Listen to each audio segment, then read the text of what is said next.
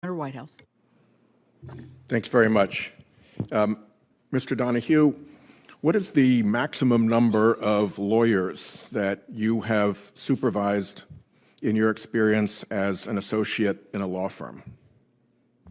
Thank you for your question, Senator. It varies, but it was typically anywhere from 6, usually 8, up to 10, with summer associates as well. All lawyers? Not all lawyers, including summer associates. Okay. What was the maximum number of lawyers you supervised in your job at the solar company? None, Senator. Not at the solar company. In your work as an associate in the Buffalo law firm, did you hold yourself out as an environmental attorney? As an environmental lawyer, I did. You spent 1 year and 6 months practicing law for that firm in Buffalo, correct? I was located in that firm in Buffalo, yes, Senator. Yeah. And you were terminated by that firm after 1 year and 6 months? That is correct, Senator. If I may just add some color to that. Well, I have pretty short time, so we can follow up with QFRs, because I promise you there'll be QFRs Understood. on this. Have you practiced law anywhere else other than that as an associate in the firm that terminated you and in the solar company where you supervised no lawyers? Senator, I have not.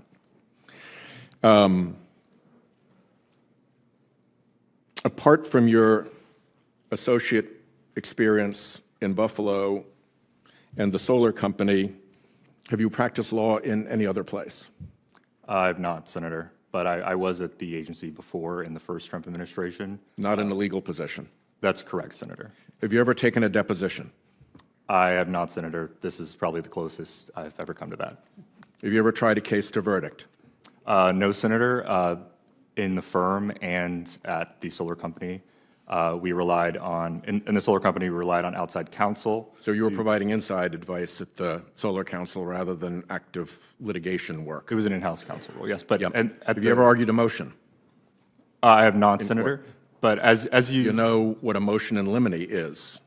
I do vaguely, yes. Well, you should have been better prepped because John Kennedy asks this question. Yes. Have you ever authored and signed a legal pleading? I have not, Senator. But there was a gap of several years between your graduation from law school and when you entered the bar in Washington, D.C. During that period, did you take the bar and fail to pass? I did one time, Senator, yes, but in there what was jurisdiction? What, sorry? In what jurisdiction did you take the bar and Washington, fail to D.C., pass? Senator, but there was a gap before I actually took the bar. I wasn't sure if I actually wanted to go and practice law, to be frank with you. Under what circumstances would you counsel the EPA administrator to violate a court order? Senator, thank you for that. I would never counsel the EPA administrator to violate a court order. Under oath, can you assure us now that EPA is presently in compliance with the federal court decisions by Judge Ali Khan and Judge McConnell right now? Senator, I believe that the agency is. When a public official makes public accusations of criminal activity with no credible evidence to support the accusations, what legal liabilities and concerns does that raise? Senator, as you mentioned in opening, potentially defamation, that sort of thing. But I'm not a criminal investigator. I'm not at the Department of Justice. I don't handle the various aspects of that criminal probe, so I'm not privy to that information. There is an internal memorandum out of the agency's counsel office that relates that a significant number of grants were terminated based on a significant error, agency's words, in the terms and conditions for those grants.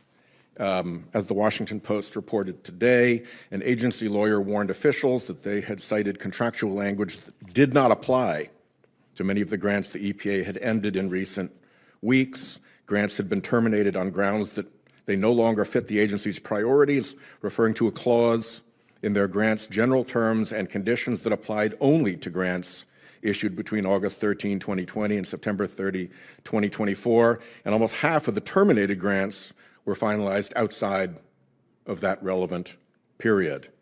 Have the grants impacted by this significant legal error been restored to the recipients?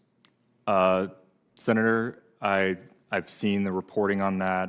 We received your letter, in fact, 2 letters yesterday on this. I was not on that email. I think it was an email, not a memorandum, but I think we're working to track an answer down for you on that. My time has expired. Overturned the Chevron doctrine, which the EPA relied on to support its very controversial and costly rulemakings. Since your agency has never been authorized by Congress and has since lost most legal standing, does your agency still plan to enable rogue bureaucrats to enact unconstitutional regulations? I'm not quite sure I follow you. You're saying that... I'm saying the Chevron doctrine was overturned by the Supreme Court. We have no authority. I'm saying you've never been authorized. Wait, hold on. Congress doesn't delegate authority for us to do the regulations and the business and the policy. So since 1970. So the Chevron doctrine, where you have created all of these rules under that have been proven to be unconstitutional by the Supreme Court, has been overruled. So now I'm asking, are your bureaucrats still going to implement these rulemaking processes? You do know Chevron is not just focused on EPA. But you are. So I'm asking about the EPA, and I'm asking about your rogue bureaucrats that have enacted these unconstitutional regulations. Are you going to repeal them? Are you going to continue to implement them, or are you going to stop altogether, since it's been overturned? Do you understand the ruling? Do you understand the ruling of the Supreme Court? I do. And so your question is ill-formed. No. Will you be repealing? We're not going to stop. So you're going to unconstitutionally continue with these rulemakings? We're going to adhere to the Supreme Court and continue to do our... So which rulemakings are you going to roll back? We're going to adhere to the Supreme Court and continue to do our work in accordance to the Supreme Court.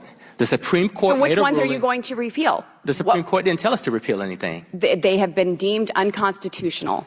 No. Absolutely, they have. This was a huge victory. And, even in our appropriations bill in the House this year, the funding has been reduced by 20%. I would argue that it needs to be reduced by 100%. Lauren Boebert really thought she was on to something while grilling EPA Administrator Michael Regan. What she didn't know, as per usual, is that she was making a complete fool of herself, as Representative Dan Goldman will highlight. But I would just like to clarify a few things for my colleague from Colorado. The Loper-Bright ruling, as you know, said that the courts should not defer to agency rulemaking if a statute is ambiguous, and instead the courts get to determine whether or not what the statute means. Is that your understanding as well?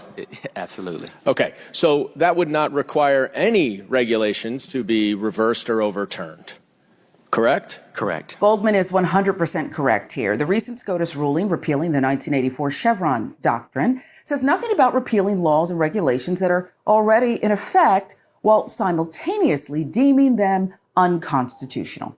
While still a disastrous decision, the recent Chevron decision sends disputes in legal interpretations of regulatory statutes to lower courts instead of relying on the agency's interpretation of the law. Listen, we all misspeak, but this is just flat out buffoonery. The idea of a sitting congressperson getting something like this so wrong while still feeling so confident in what they're saying is frankly absurd.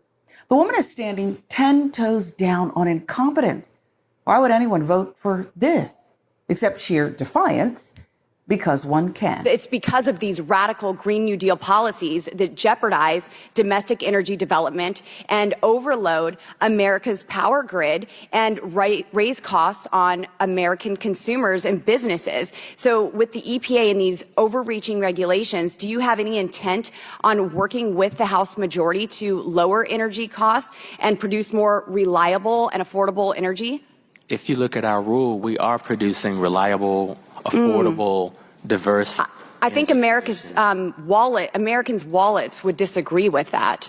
I mean, the Biden administration, if they continue under Obama's administrative policies, this regulatory pace for a full 8 years, the cumulative cost of this administration's rulemakings would exceed $60,000 per household. And as you know, the Biden administration reversed President Trump's successful deregulation by executive order. So the Biden regime is on pace of increasing regulatory costs at a rate of $617 billion per year in just rulemaking. Rulemaking that we are seeing is unconstitutional. Boebert is so lazy, as loud as a head cheerleader without the drive. She chooses to engage in pure political theater, refusing to do even basic homework about the global political and economic forces that drive energy and gas, oil prices. It's frustrating for anyone serious. And now, Administrator Regan has rightfully lost his patience with Boebert's nonsense, and he decides to call her out straight to her face. It's just shocking. You spend so much time with our regional staff and regional administration and Region 8 and have such productive conversations about how we're doing things for your district and your state. And then you take this microphone and you I've also seen the coal plants that have been decommissioned in my state. But 100% we should not I've seen the energy regulations that have regulated my district into poverty. You're spending time with my staff. Sure. In your of district. course I am. I have oversight over your staff, and I want them to answer. I want them to provide a service for the American people. Complimenting them but there are about the so much. Yes, there are some things that have been done well, but not everything. 100% when we have $617 billion per year in rulemaking, that is absolutely absurd. When you are taking our affordable clean energy and regulating it out of existence and killing these good-paying jobs in my district, yes, I have a problem with that. Sure. Yeah. My time has expired, and I yield. Yeah. Mr. Chairman, I think that was 46 seconds over. Now let's turn back to Dan Goldman for even more evidence of Boebert's and our Supreme Court's incompetence. In that room with the world's greatest experts and the EPA experts, are there any federal judges? No. So what the Supreme Court just did, am I correct, is say that the experts should not get any deference in how they implement the rulemaking process, but that the non-experts in the judiciary are the ones who get to do that. Is that your understanding? This new case seems to take that away from us and gives it to the court. Exactly. A complete power grab that was led for many years, decades, by the Koch brothers, who have spent tens of millions of dollars in trying to overturn this Chevron doctrine in order to benefit their oil and gas and other industries that harm the environment. Clarence Thomas didn't recuse himself. He ruled on it. And yet Clarence Thomas took free private flights paid for by the Koch brothers, went to their events, raised money for them. This is all documented. And then after that, in 2020, Clarence Thomas just completely reversed his view of the Chevron doctrine. Funny, convenient. And yet he's ruling on this case. And what is going to happen is that this Trump Project 2025, just like Ms. Boebert said, is going to try to eliminate all environmental regulations.